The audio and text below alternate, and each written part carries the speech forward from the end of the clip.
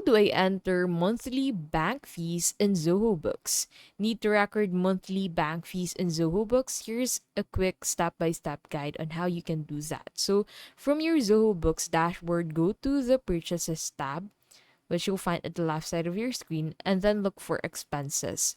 And then select New Expense, and then go ahead and select your bank as the vendor. Choose bank charges as the expense category and enter the fee amount and set the payment mode to bank.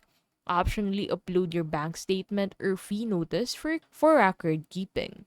Click save, and the fee is now recorded and reflected in your accounts. For monthly fees, set it as a recurring expense so Zoho Books records it automatically each month. And that is how you record monthly bank fees in Zoho Books.